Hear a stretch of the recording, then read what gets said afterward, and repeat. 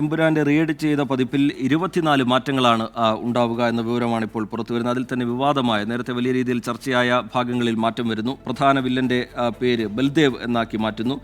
NIA സംബന്ധിച്ച പരാമർശം അത് മ്യൂട്ട് ചെയ്യാൻ തീരുമാനിച്ചിരിക്കുന്നു. സ്ത്രീകൾക്കെതിരായ അതിക്രമവുമായി ബന്ധപ്പെട്ടുള്ള സീനുകൾ അതിലെല്ലാം മാറ്റങ്ങൾ വരുത്താൻ പോകുന്നു. നേരത്തെ നന്ദിക്കാടിൽ കേന്ദ്രമന്ത്രി സുരേഷ് ഗോപിയുടെ പേര് ഇടം പിടിച്ചിരുന്നെങ്കിൽ അതിൽ നിന്ന് മാറ്റുകയാണ്. ഡ്യൂറേഷനിൽ 2 മിനിറ്റ് 8 സെക്കൻഡിൻ്റെ വ്യത്യാസം വരും എന്നാണ് നമ്മൾ മനസ്സിലാക്കുന്നത്. അശ്വിൻ പാലാഴി കൂടി വിവരങ്ങളുമായി ചേരുന്നുണ്ട്. അശ്വിൻ, ഇത് സംബന്ധിച്ച വിവാദം, പിന്നീട് നടന്ന ചർച്ചകളൊക്കെ നമുക്കറിയാം. അതിനുശേഷം 24 മാറ്റങ്ങളോടുകൂടിയാണ് അത് വരാൻ പോകുന്നത്. അതിൻ്റെ മാറ്റങ്ങൾ സംബന്ധിച്ച കൂടുതൽ വിവരങ്ങൾ ഈ ഘട്ടത്തിൽ ലഭ്യമാകുന്നുണ്ടോ അശ്വിൻ പാലാഴി?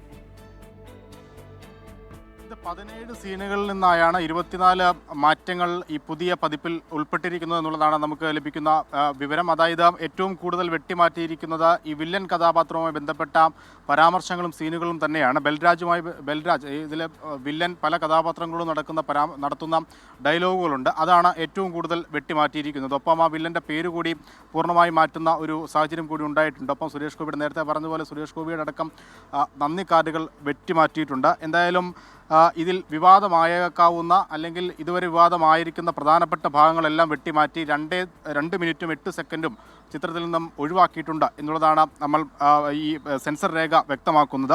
എന്തായാലും ആദ്യഘട്ടത്തിൽ പറഞ്ഞിരുന്ന അതിനേക്കാൾ കൂടുതൽ വെട്ട് ഈ എമ്പുരാൻ്റെ പുതിയ പതിപ്പിലുണ്ട് എന്നുള്ളതാണ് ഏറ്റവും പ്രധാനപ്പെട്ട കാര്യം. ഒരുപക്ഷേ അത് സിനിമയുടെ ആകെ തുകയെ എങ്ങനെ ബാധിക്കും എന്നുള്ളത് ഇതിൻ്റെ ആദ്യ ഷോ പൂർത്തിയാക്കിയ ശേഷം മാത്രമേ നമുക്ക് പറയാൻ കഴിയുകയുള്ളൂ. നിലവിൽ അത് പൂർണ്ണമായും തിയേറ്ററുകളിലേക്ക് ഈ പുതിയ പതിപ്പ് എത്തിയിട്ടില്ല. ഇതിൻ്റെ ബന്ധപ്പെട്ട ആളുകളുമായി നമ്മൾ സംസാരിച്ചിരുന്നു. അതിൻ്റെ ഫസ്റ്റ് ഹാഫ് പൂർണ്ണമായും ഈ വിതരണക്കാരിലേക്ക് എത്തിയിട്ടുണ്ട്. പ്രധാനമായും ഇന്ത്യയിൽ 6 കമ്പനികളാണ് ഇത് വിതരണം ചെയ്യുന്നത്. കേരളത്തിൽ നിന്നുള്ള നിർമ്മാതാക്കളുടെ സംഘടനയുടെ വിതരണ അവകാശ കമ്പനിയുള്ള PDC അടക്കമുള്ള കമ്പനികളാണ്. UFO, ഒപ്പം ക്യൂബ് അടക്കമുള്ള പ്രശസ്തമായ കമ്പനികൾ നമുക്ക് അറിയാവുന്നതുമാണ്. അതുൾപ്പെടെ 6 കമ്പനികളാണ് ഇത് തിയേറ്ററുകളിലേക്ക് നൽകുന്നത്. ഇവരിലേക്കെല്ലാം തന്നെ ഈ ചിത്രത്തിൻ്റെ ആദ്യ എഡിറ്റ് ചെയ്ത പതിപ്പിൻ്റെ ആദ്യ ഭാഗം ഫസ്റ്റ് ഹാഫ് എത്തിക്കഴിഞ്ഞിരിക്കുന്നു. അതിൻ്റെ ബാക്കി അപ്ലോഡിംഗ് നടന്നുകൊണ്ടിരിക്കുകയാണ്. ഏകദേശം ഒരു വൈകുന്നേരം 6 മണിയോടുകൂടി ഇത് പൂർണ്ണമായും എത്തുമെന്നുള്ളതാണ് ഈ ആളുകളുമായി ബന്ധപ്പെട്ട് നമ്മൾ സംസാരിക്കുമ്പോൾ മനസ്സിലാക്കുന്നത്. അതായത് ഇന്നു തന്നെ ഈ റീഎഡിറ്റ് ചെയ്ത പതിപ്പ് പൂർണ്ണമായും തിയേറ്ററുകളിലേക്ക് എത്തും. അത് ഇന്ത്യയിലെ എല്ലാ തിയേറ്ററുകളിലേക്കും ഒരുമിച്ചാണ് എത്തുന്നത്. അതിൻ്റെ അപ്ലോഡിംഗ് പ്രോസസ്സ് നടന്നുകൊണ്ടിരിക്കുകയാണ്. അതേസമയം തന്നെ ഇന്ത്യക്ക് പുറത്തുള്ള രാജ്യങ്ങളിൽ റീഎഡിറ്റ് ഇല്ലാത്ത ചിത്രമാണ് പ്രദർശിപ്പിക്കുന്നത് എന്നുള്ളതും എടുത്തു പറയേണ്ടതാണ്. അതുകൊണ്ട് തന്നെ പുറത്തേക്ക് അഥവാ അത്തരത്തിലൊരു റീഎഡിറ്റിലേക്കൊക്കെ പോകണമെങ്കിൽ വീണ്ടും സെൻസർ ചെയ്യേണ്ടതുണ്ട്. അത് ഓരോ രാജ്യത്തും അവരുടേതായ നിയമങ്ങൾക്കനുസരിച്ച് മാത്രമേ റീസെൻസർ ചെയ്യാൻ കഴിയുകയുള്ളൂ.